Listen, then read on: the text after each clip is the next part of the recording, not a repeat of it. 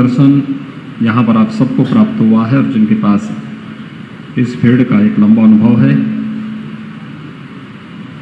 Bharatiya Janata party के राष्ट्रीय सह मीडिया प्रमुख माननीय श्री संजय मयूख जी, पार्टी की बात को और पार्टी की विचारधारा को और उपलब्धियों को मीडिया के सामने कैसे प्रभावी ढंग से रखना है, आप एक चेहरा देखते होंगे। हर नेशनल चैनल में अक्सर पार्टी की बात को प्रभावी ढंग से रखते हुए आप देखते होंगे। यहाँ पर उपस्थित हैं राष्ट्रीय प्रवक्ता सम्मानित श्री संबित पात्रा जी, राष्ट्रीय प्रवक्ता सम्मानित श्री के शर्मा जी,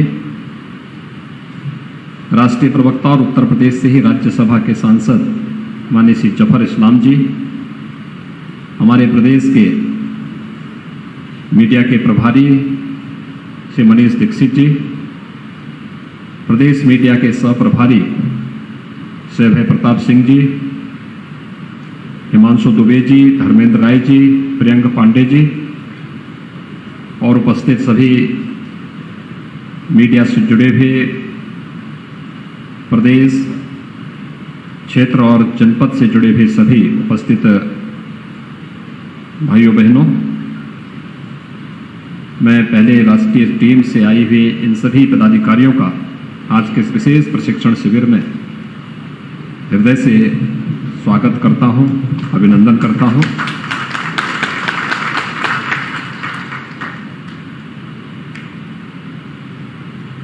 मुझे अलीगढ़ में ही प्रदेश अध्यक्ष जी ने बताया है कि इस कार्यक्रम में चलना है।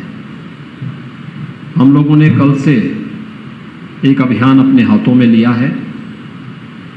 मैं और प्रदेश अध्यक्ष जी जनपद कुशीनगर जनपद से कल आप लोगों ने इस अभियान का शुभारंभ किया है कि 2017 में जिन विधानसभा सीटों पर भारतीय जनता पार्टी सफल नहीं हो पाई थी, 2022 में उन्हें सफलता की ओर अग्रसर करने के लिए हम लोगों के सम्मेलन प्रारंभ हुए थे और हम लोग कल कुशीनगर में थे। कल माननीय प्रधानमंत्री जी का अलीगढ़ में एक कार्यक्रम है, तो इसी कार्यक्रम की तैयारी देखने के बाद अब हम लोग यहाँ पर आए हैं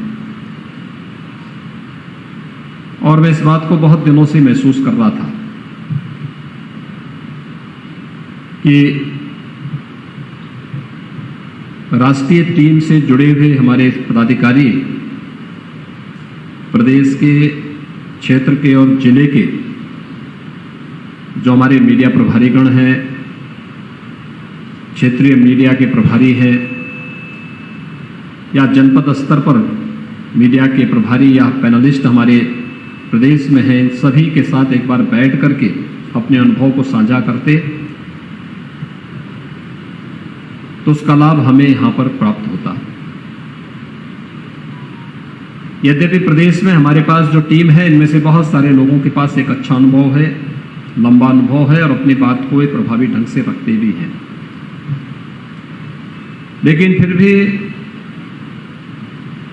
रीजनल मीडिया और नेशनल मीडिया का अंतर बहुत स्पष्ट दिखाई देता है और अपनी बात को कम शब्दों में प्रभावी ढंग से, बिना किसी विचलन के, बिना किसी उत्तेजना के हम कैसे रख सकते हैं, इसके लिए वह अनुभव जिन्होंने राष्ट्रीय टीम में लंबे समय तक उस फील्ड में काम करने के बाद अर्जित किया है, आज यहाँ पर दिया जा रहा है।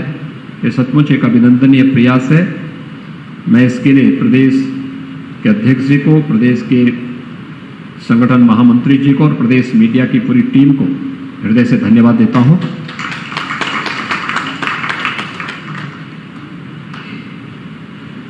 अक्सर होता है कि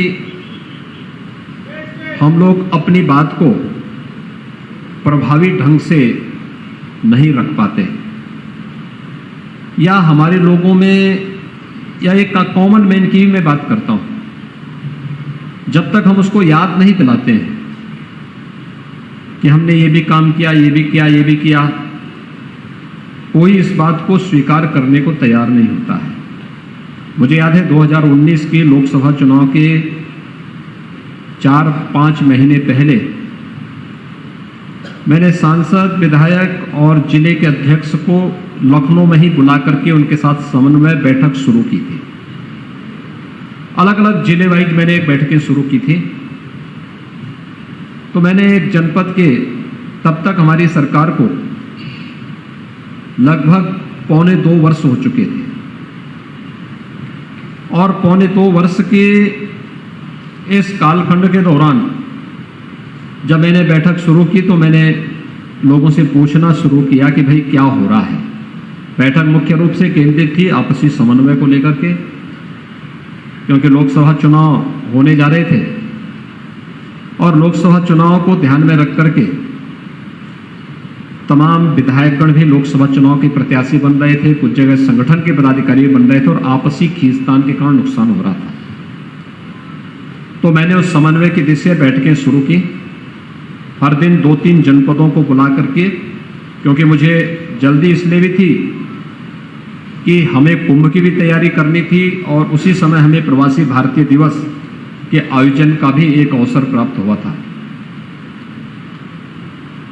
तो मैंने एक जिले के लोगों को पहले दिन जब बुलाया तो वहाँ के जिला के अध्यक्ष, महानगर के अध्यक्ष, माननीय सांसद, विधायकगण सभी लोग आए थे। मैंने उन लोगों से कहा कि क्या चल रहा है। उन्होंने कहा ठीक है। मैंने कहा क्या हो रहा है। उन्होंने कहा कुछ नहीं हो रहा है। पहला ही शब्द था कुछ नहीं हो रहा है। मैंने कहा विकास की योजनाओं के बारे में साहब। उन्होंने कहा जब कुछ नहीं हो रहा है तो हम कैसे बताते। मैंने कहा कुछ नहीं हो रहा है। कहा नहीं।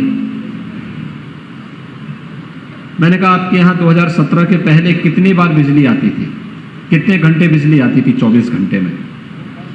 उन्होंने कहा 4-5 घंटे। मैंने कहा इस समय। तो उन्होंने कहा साहब इस समय तो 20 से लेकर 24 घंटे तक मिल रही है। तो मैंने कहा ये कुछ नहीं हो रहा है क्या? क्या ये अंतर 5 घंटे से 24 घंटे बिजली जाना, क्या ये अपने आप में हमारी उपलब्धि नहीं है क्या? मैंने कहा आपके यहां किसने किसानों का कर्ज माफ हुआ है?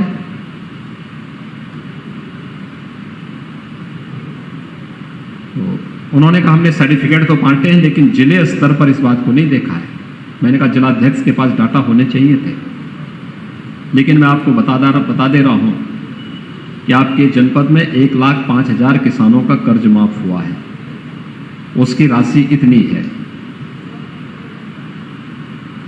फिर मैंने उनसे कहा, मैंने कहा जब हम लोग लोकसभा चुनाव 2014 में और 2017 के विधानसभा चुनाव में गए थे तो पश्चिमी उत्तर प्रदेश में हम लोग सभा करने के बाद मैं अक्सर क्या करता था कि अंतिम सभा में वहां पर हेलीकॉप्टर छोड़ देता था और कार से फिर निकलता था। तो 2-3 सभाएं और करते हुए दिल्ली निकल जाते थे।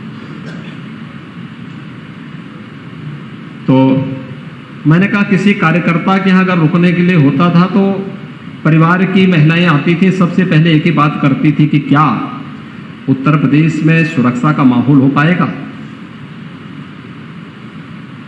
बेटियां असुरक्षित थी, बहनें असुरक्षित थी। और मैंने कहा और तो और एक सामान्य बैलगाड़ी और भैंसावान भी जाता है तो उसके जो भैंस या उसका भैंसा या उसके बैल भी सुरक्षित नहीं थे। क्या आज पश्चिमी उत्तर प्रदेश में, ये पूर्वी उत्तर प्रदेश में इस प्रकार की समस्या नहीं थी लेकिन पश्चिमी उत्तर प्रदेश में समस्या थी। मैंने कहा क्या आज कोई बैलगाड़ी के बैल या किसी भैंसे को या किसी बालिका को या किसी महिला को कोई जबरन उठा सकता है क्या? उन्होंने कहा नहीं, आज तो नहीं, आज तो अपराधी गले में तख्ती टांग करके थाने में जाते हैं कि साहब एक बार बकस दो, हम सब्जी बेच करके अपने परिवार को पाल लेंगे। तो मैंने कहा क्या ये अंतर नहीं दिखाई दे रहा? क्या ये अंतर नहीं है? पहले उत्तर प्रदेश की पहचान क्या थी? जहां से गड्ढे सड़कों पर प्रारंभ हो जाए समझ लो उत्तर प्रदेश है। सायंकाल जहां से अंधेरा हो जाए वो उत्तर प्रदेश है। जहां पर कोई भी सभ्य व्यक्ति रात्रि को सड़कों पर चलने से भयभीत हो, वह उत्तर प्रदेश एक तस्वीर प्रस्तुत करता था। नौजवानों के सामने पहचान का एक संकट था। लेकिन आज तो ऐसा नहीं है। फिर मैंने विकास की बड़ी योजनाओं के बारे में कहा। मैंने कहा भी दिल्ली से मेरठ तक एक हम लोग 12 लेन का हाईवे बना रहे हैं, क्या इसकी चर्चा है? उन्होंने कहा हाँ साहब, इसकी बहुत अच्छी चर्चा है। मैंने कहा मेरठ के एक उत्पाद को हम लोगों ने एक जनपद एक उत्पाद में लिया है, 1 डिस्ट्रिक्ट 1 प्रोडक्ट में, स्पोर्ट्स आइटम को, क्या इसकी कोई चर्चा है? उन्होंने कहा साहब बहुत अच्छी चर्चा है। मैंने कहा RRT रैपिड रेल हम लोग दिल्ली से मेरठ तक ला रहे हैं। अब तक 3 घंटे मेरठ से दिल्ली जाने में लगते थे, अब 45 मिनट में पहुंच जाएंगे। 32,000 करोड़ रुपए केंद्र और प्रदेश सरकार मिलकर के इसमें इन्वेस्ट कर रहा है। उन्होंने कहा साहब बहुत अच्छी चर्चा है। तो मैंने कहा ये 10 तो मैंने ही आपके सामने गिना दी है। अगर आप भी इसी प्रकार से याद करके इन बातों को कार्यकर्ताओं के साथ साझा करते और कार्यकर्ताओं के साथ साझा करने के बाद इन मुद्दों पर चर्चा आगे बढ़ाते, तो संभवतः आपके सामने संकट नहीं खड़ा होता। और मैंने इस चीज को देखा है। कल मैं और प्रदेश अध्यक्ष जी कुशीनगर में थे। पहले कार्यक्रम में हम लोग जब गए थे तो लगभग 3 घंटे लेट थे, क्योंकि प्रदेश अध्यक्ष जी को चित्रकूट से आना था और मुझे लखनऊ से एक बैठक करके फिर संत कबीर नगर जनपद जाना था। संत कबीर नगर जनपद के बाद तब मुझे कुशीनगर पहुंचना था। 12 बजे का कार्यक्रम था। हम लोग 3 सवा 3 बजे वहां पहुंचे। भीषण गर्मी थी कल वहां पर, दोनों कार्यक्रमों में टेम्परेचर 45-46 था। और अनुमान कर सकते हैं दोनों कार्यक्रमों में प्रत्येक में 50,000 से कम लोग नहीं थे। 50,000 और उत्साह, यानी 3 घंटे 4 घंटे लेट पहुंचने के बाद भी उत्साह में कोई कमी नहीं थी।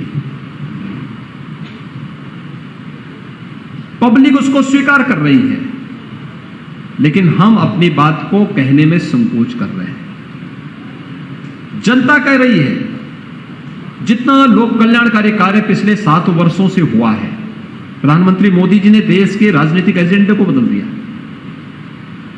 जो पहले जाति, मत, मजहब, क्षेत्र, भाषा तक सीमित होकर के रह गया था, आज वह गांव पर, गरीब पर, किसान पर, नौजवान पर, समाज के प्रत्येक तबके पर बिना किसी भेदभाव के शासन की योजनाओं का लाभ जिस रूप में मिलना प्रारंभ हुआ,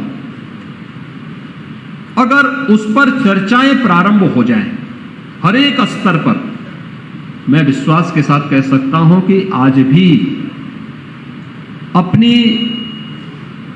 अपने मूल्यों, अपने सिद्धांतों के साथ साथ लोक कल्याणकारी योजनाएं, इंफ्रास्ट्रक्चर की योजनाएं और हर एक नागरिक के मन में सुरक्षा का एक भाव जो पैदा हुआ है, इन सब के कारण भारतीय जनता पार्टी के सामने कहीं कोई संकट नहीं खड़ा होने वाला है।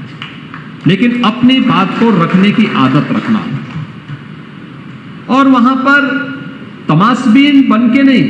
खासतौर पर अगर हम देखते हैं, अक्सर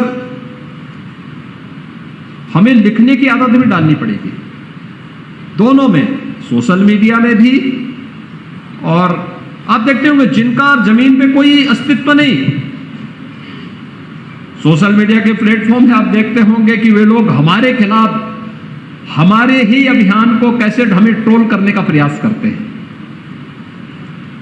और हमारा इतना भारी भरकम संगठन, इतना जनाधार, इतना हमारी फॉलोअर्स, और उस सब के बावजूद, फॉलोइंग के बावजूद भी हम लोग कभी कभी अपने आप को बैकफुट पर महसूस कर लेते हैं।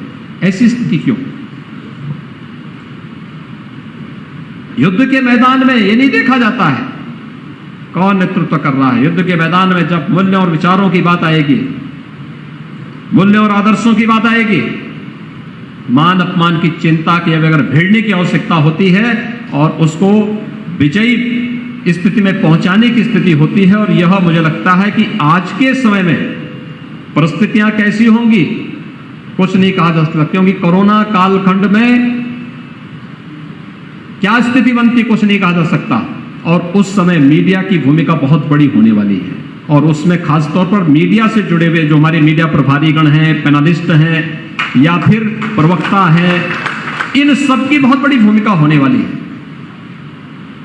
अपनी बात को रखने का तरीका, उसके लिए तैयारी, हमें तो हमेशा अपने आप को अपडेट रखना है, हमेशा अपडेट रखना है, सरकार से भी, संगठन से भी और मीडिया के माध्यम से भी। जो तथ्य आए, बहुत सारी चीजें ऐसी होंगी जो मीडिया में तथ्यों से परे हो, हमें तत्काल उसके बारे में भी अपनी तैयारी रखना, बताना किसके स्तर पर एक गलत कमी हो रही है, उनको अवगत कराना।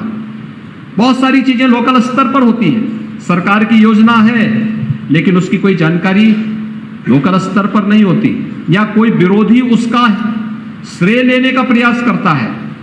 उस समय पार्टी के अधिकृत व्यक्ति के द्वारा या एक प्रवक्ता के रूप में अपनी बात को रखना कि भाई ये तो हमारी सरकार की देन है, ये कहां से इसकी बात कर रहे हैं। आप देखते होंगे अक्सर क्या होता है, प्रधानमंत्री आवास योजना प्रधानमंत्री मोदी जी के द्वारा चलाई गई एक ऐसी योजना है 2022 तक हर गरीब के सिर को ढकने के लिए छत उपलब्ध कराने की योजना। लेकिन अगर गांव के एक व्यक्ति से अगर आप पूछेंगे कि भैया ये आवास कैसे मिला, तो चूंकि हम लोग वहां नहीं पहुंच पाते, वो कहता साहब प्रधान जी ने हमें दिया है। जो श्रेय पार्टी को मिलना चाहिए, प्रधान आपका है तो ठीक बात है, लेकिन अगर विरोधी है तो आपकी उपलब्धि का श्रेय विरोधी ले लेता है।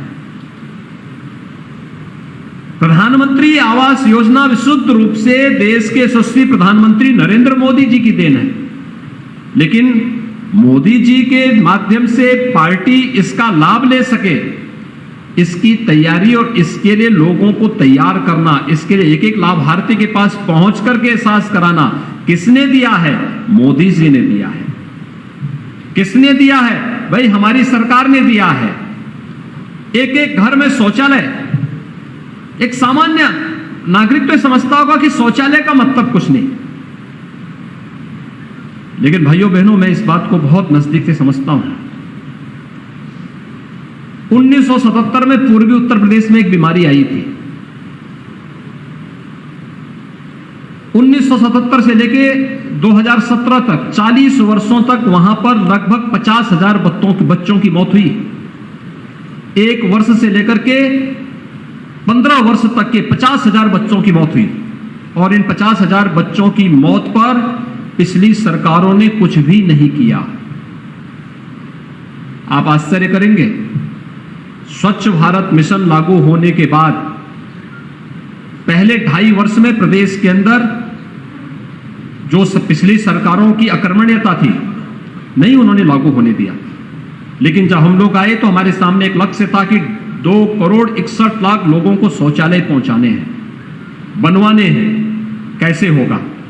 हम लोगों ने 1 लाख राजमिस्त्रियों का प्रशिक्षण करवाया था, उनके साथ ट्रेन्ड मैन पावर लगाया, संसाधनों का अभाव न हो, और एक साथ अभियान बनाया था। अगले 2.5 वर्ष के अंदर जिसे हमें बनाना था, मात्र 1.5 वर्ष के अंदर 2,61,00,000 शौचालय हम लोगों ने प्रदेश में बनाए।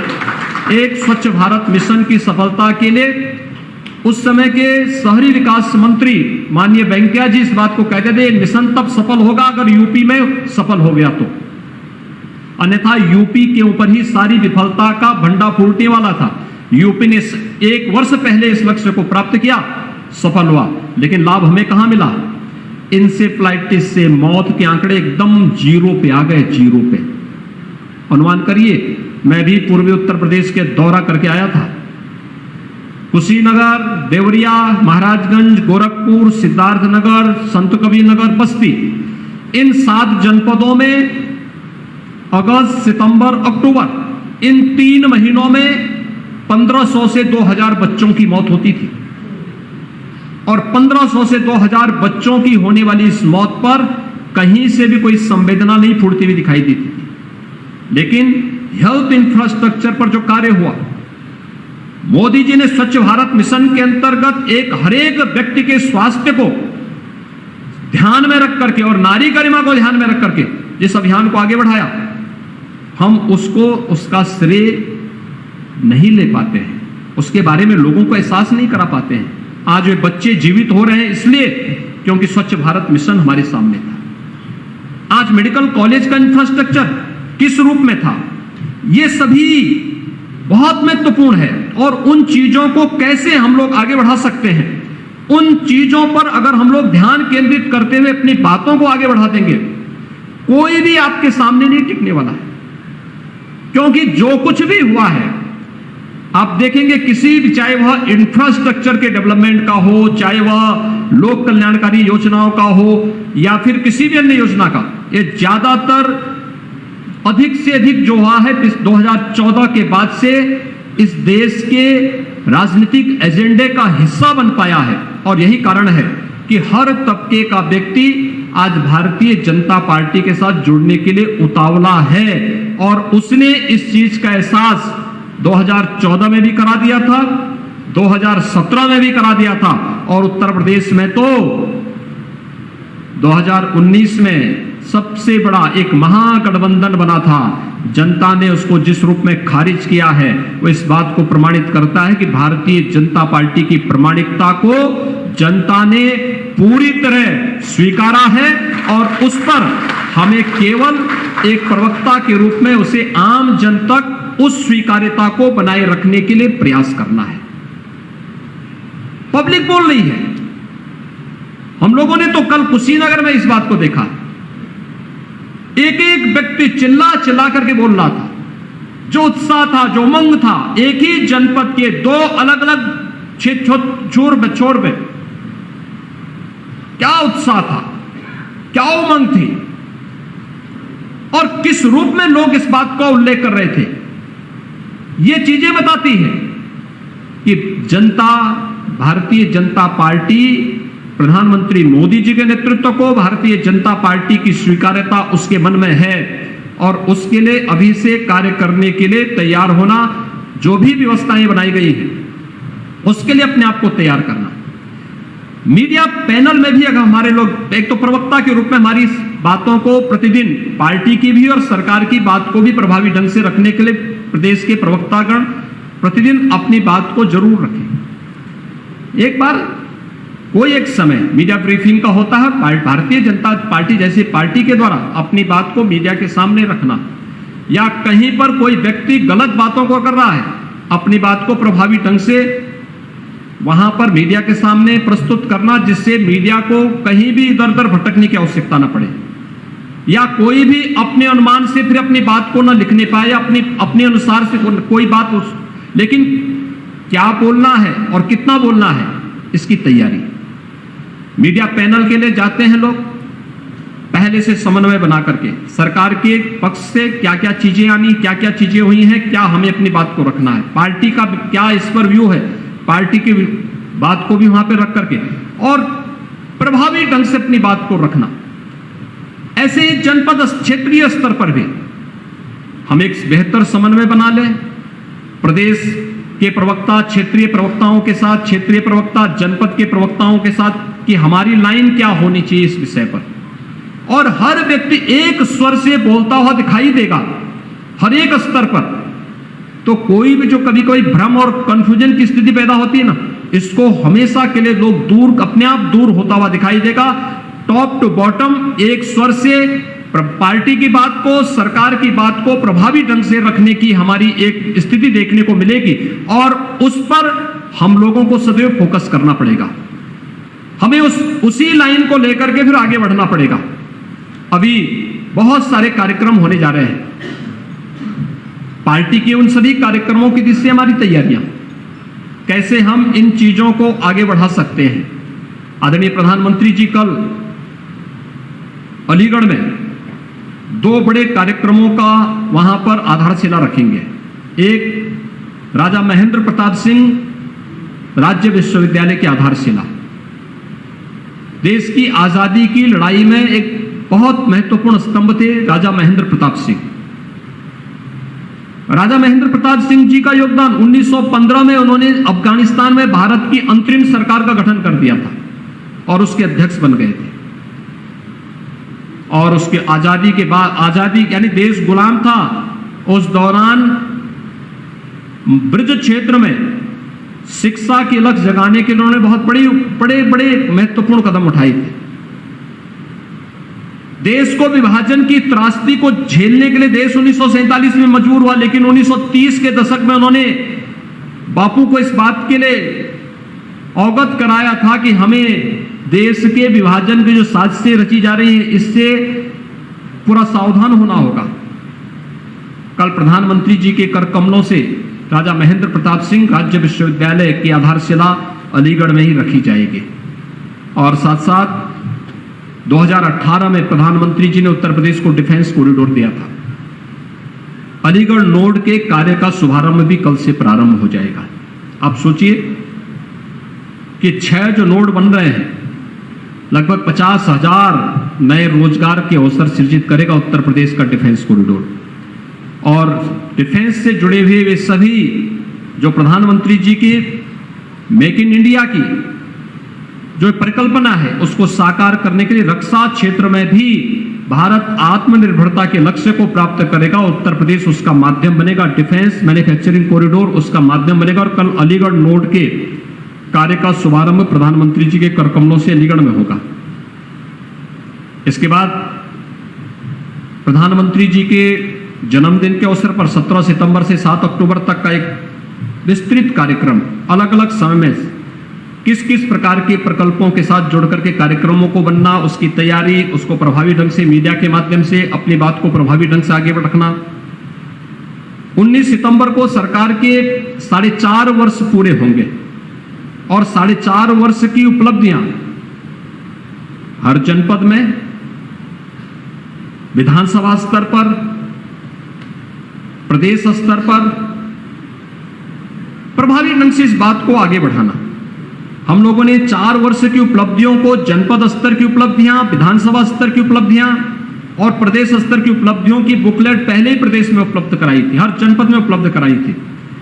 4.5 वर्ष की उपलब्धियों की भी प्रतियां अभी से जनपद स्तर तक पहुंचेंगी, विधानसभा स्तर पर पहुंचेंगी।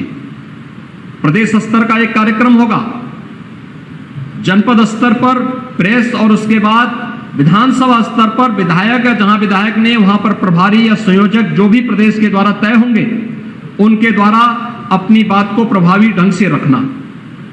कोई विधानसभा क्षेत्र ऐसा नहीं होगा जिसमें इन 4.5 वर्षों के दौरान 1000 से लेकर के 5000, 10,000 करोड़ रुपए के विकास के कार्य न हुए हों। लेकिन उन कार्यों को वहां पर नोट करना, उनको वहां पर पब्लिक के सामने रखना और उन उपलब्धियों के साथ फिर जनता के सामने अपनी बात को आगे बढ़ाना, इसको हमें बार बार कहने की आदत डालनी पड़ेगी। अन्यथा होता क्या है, पब्लिक की डिमांड तब तक होती है जब तक कार्य स्वीकृत नहीं हो जाता है। कार्य स्वीकृत हुआ उसके बाद सब लोग भूल जाते हैं, उसका मुद्दा गायब, यानी मुद्दा तभी तक है। लेकिन हमें कार्य के दौरान भी स्वीकृत हुआ, स्वीकृति के बाद फिर एक इवेंट शिलान्यास का, शिलान्यास के बाद फिर बार बार कार्य की प्रोग्रेस ये है, कार्य में हम इस तरीके से आगे बढ़ रहे हैं। जनता को बार बार इस चीज का एहसास कराना पड़ेगा। देखिए, कार्य हमने स्वीकृत किया, उसकी प्रोग्रेस ये है, और जब कार्य कंप्लीट हो तो फिर उसका भव्य उद्घाटन की तैयारी भी, यह भी भारतीय जनता पार्टी के हर कार्यकर्ता की आदत का हिस्सा बनना चाहिए और इसको हम बार बार बोलने की आदत डालें। अन्यथा एक बार कार्य स्वीकृत होता है, मुद्दा गायब हो जाता है और फिर हम एक नए मुद्दे के साथ सामने आ जाते हैं। एक अंतहीन सिलसिला है। इस अंतहीन सिलसिला को वहां पे रोक करके जो हुआ है उन उपलब्धियों को बार बार कहने की आदत करना डालना, जो लोग लाभान्वित हुए हैं उनको इस चीज का एहसास कराना और मीडिया के माध्यम से बार बार इन चीजों को आगे बढ़ाना। जब हम इन कार्यक्रमों को लेकर के प्रभावी ढंग से आगे बढ़ेंगे, आप देखना इसका लाभ हर व्यक्ति जैसे अभी से बोल रहा है, अगर उसको पूछो वो बोलता है हाँ साहब मिला है, हाँ साहब मिला है। जब एक एक कार्यकर्ता एक एक स्तर पर इसको हम आगे बढ़ाने का प्रयास करेंगे तो आपकी उपलब्धियों का लाभ दूसरा व्यक्ति नहीं ले पाएगा और ये हमारी प्रभावी रणनीति हो सकती है। विरोधी बहुत बार अनावश्यक मुद्दों को उठाने का प्रयास करता है, जब उसको कोई मुद्दा नहीं मिलता तो हर एक मुद्दे को उठाने का प्रयास करता है। मुझे याद है कोरोना के प्रथम लहर में इंफ्रारेड थर्मामीटर का मामला था। इंफ्रारेड थर्मामीटर उत्तर प्रदेश में स्वाभाविक रूप से पहले चरण में जब ले जा रहे थे, इंफ्रारेड थर्मामीटर जैसे पीपी किट पहले चरण में महंगे थे, लेकिन बाद में आते आते आते जब ज्यादा उसका प्रोडक्शन होने लग गया, ज्यादा मैन्युफैक्चरर आ गए, तो उसकी कीमत अंत में 250 रुपए तक आ, 5000 से घटते घटते 250 रुपए तक आ गया। अब कोई ये कहे कि साहब 5000 रुपए में पहले क्यों खरीदा था, बाद में कि साहब 250 रुपए में है तो आपने 250 में ही क्यों खरीदा, अब 250 रुपए में कैसे मिल गया? ये तो मार्केट का नियम है, डिमांड और सप्लाई पर निर्भर करता है, और जिस समय उपलब्ध नहीं है, जो उसका दाम मिल रहा है उसी के हिसाब से लोग उस समय खरीदेंगे।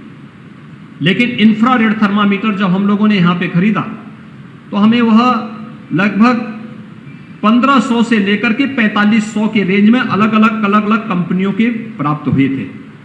हमने हर ग्राम पंचायत को उपलब्ध करवाया था, हर निगरानी समिति को इंफ्रारेड थर्मामीटर उपलब्ध कराया था, पल्स ऑक्सीमीटर उपलब्ध कराया था। लेकिन दिल्ली की एक राजनीतिक दल यहां पर आकर के उन्होंने कहा साहब इसमें घोटाला हुआ है।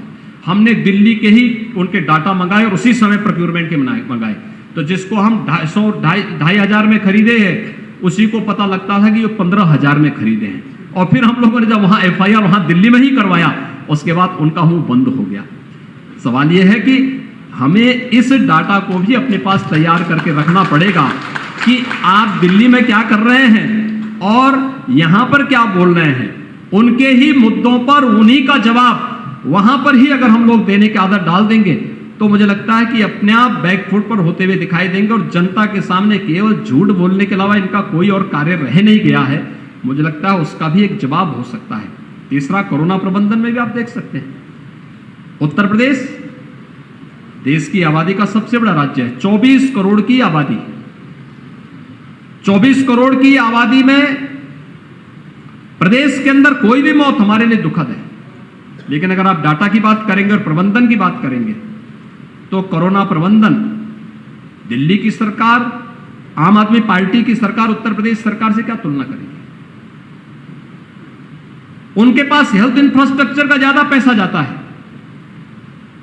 उस सब के बावजूद 2.25 करोड़ की आबादी में 26,000 से अधिक मौतें हुई हैं, और उत्तर प्रदेश में 24 करोड़ की आबादी में 22,800 मौतें हुई हैं। यानी दिल्ली की आबादी का 12 गुना से 14 गुना आबादी उत्तर प्रदेश में रहती है। मौत के आंकड़े उनसे काफी कम है। कोरोना के दौरान, सेकेंड वेव के दौरान आपने देखा होगा उत्तर प्रदेश 24 करोड़ की आबादी में 700 मीट्रिक टन ऑक्सीजन से पूरे प्रदेश को आपूर्ति कर रहा था, और दिल्ली की 2.25 करोड़ की आबादी में 1100 मीट्रिक टन भी उनके लिए कम पड़ रहा था। और जब भारत सरकार ने कहा कि ऑक्सीजन ऑडिट होगा, तब ये बैक फुट पर आए और फिर कहने लगे नहीं साहब हमारा तो 700 मीट्रिक टन से हमारा भी काम चल जाएगा। इन लोगों के चेहरे एक्सपोज किए जाने की आवश्यकता है। ऑक्सीजन ऑडिट से लोग भागते थे। केवल आरोप, केवल मिथ्या आरोप रखना और उसको अपनी आदत का हिस्सा बना करके जनता को गुमराह करके जिस प्रकार की राजनीति को बढ़ावा दे रहे हैं, उनसे पूछा जाना चाहिए दिल्ली में कोरोना कुप्रबंधन क्यों हुआ, दिल्ली में बिजली पानी के कनेक्शन क्यों काटे गए, या अन्य मुद्दों पर उनसे चर्चा की जानी चाहिए। जो लोग प्रदेश के हेल्थ इंफ्रास्ट्रक्चर की बात कर रहे हैं उनसे भी पूछा जाना चाहिए कि आखिर हेल्थ इंफ्रास्ट्रक्चर की किसकी बात आप कर रहे हैं। 1947 से लेकर 2016 तक प्रदेश में केवल 12 गवर्नमेंट मेडिकल कॉलेज खुल पाए थे, और आज उत्तर प्रदेश के अंदर लगभग हर जनपद में हम एक नया मेडिकल कॉलेज दे रहे हैं, जिनमें से 59 जनपद अब तक मेडिकल कॉलेज से आच्छादित हो चुके हैं।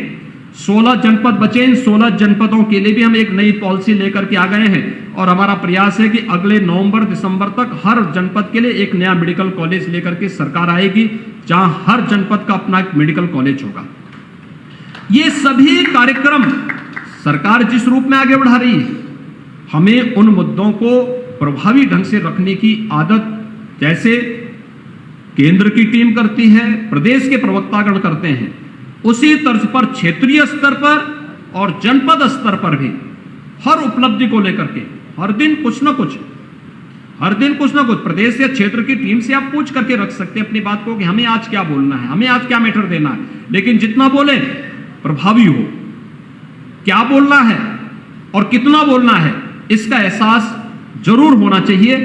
आज के इस अवसर पर आप लोगों का यह जो प्रशिक्षण हुआ है, यह सचमुच आज की सबसे बड़ी आवश्यकता थी, क्योंकि हम लोग 2022 के देश के और दुनिया की सबसे ज्यादा निगाहें होंगी उत्तर प्रदेश के चुनाव पे होंगी, और उस चुनाव की दिशा से हम सबको अपने आप को तैयार करना है। और उसमें एक महत्वपूर्ण जो इस पूरे युद्ध की तैयारी का आधार होगा, वह आप सबकी इस टीम के ऊपर, पूरा दारोमदार इस टीम के ऊपर होगा कि कैसे युद्ध की भूमिका की तैयारी होनी है और युद्ध को कैसे रखा जाना, कैसे लड़ा जाना है, कैसे उसकी रणनीति तय होनी है।